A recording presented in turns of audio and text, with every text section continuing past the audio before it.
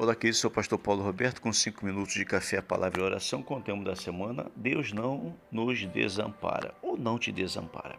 Bem, estamos aqui em 2 Reis, capítulo 2, versículo 2, a parte B, que diz: Viva o Senhor e viva a tua alma, que não te deixarei. E assim desceram a Betel. A palavra Betel significa casa de Deus.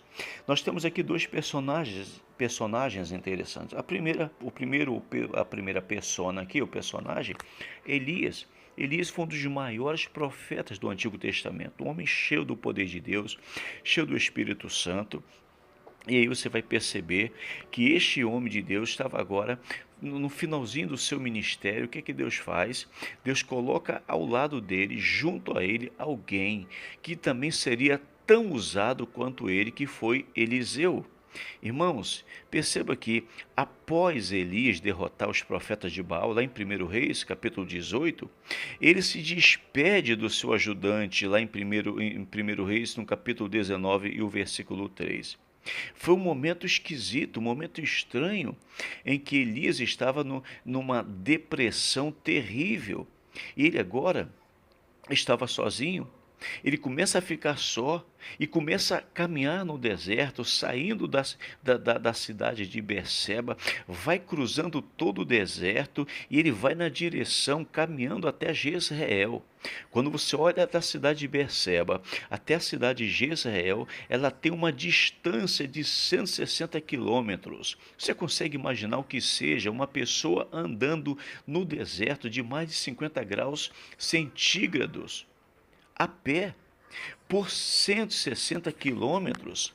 O que a gente precisa entender que neste momento de solidão no qual Elias estava passando, querendo ou não, irmãos, foi necessário para a meditação e para o reavivamento da vida de Elias. Elias estava cansado, Elias estava desanimado pelas circunstâncias da vida. Assim como aconteceu com o apóstolo Paulo, quando a gente olha lá em Gálatas, no capítulo 1 e o versículo 17, você vai perceber que Paulo também atravessa um momento assim de solidão, um momento de precisar estar sozinho, de meditar, de avaliar a sua vida, a sua condição espiritual, a sua condição diante de Deus, diante de servo do Senhor. E Paulo, aqui nesse período, Paulo ainda era um novo convertido. Paulo não tinha muito tempo de evangelho. Quando você olha aqui nos versículos 17 e 18, lá de Gálatas capítulo 1, o texto diz assim, olha: Nem subi a Jerusalém para os que já eram apóstolos antes de mim, mas parti para as regiões da Arábia e voltei outra vez para Damasco. E aí o versículo 18 diz: Decorrido 3 anos, então subi a Jerusalém para avistar-me com Cefas, que é Pedro, né? E permaneci com ele 15 dias. Você percebe que este momento de solidão, esse momento de estar só, esse momento de fazer uma avaliação da sua vida, de meditar, de buscar esse avivamento com Deus, de Paulo durou exatamente 3 anos.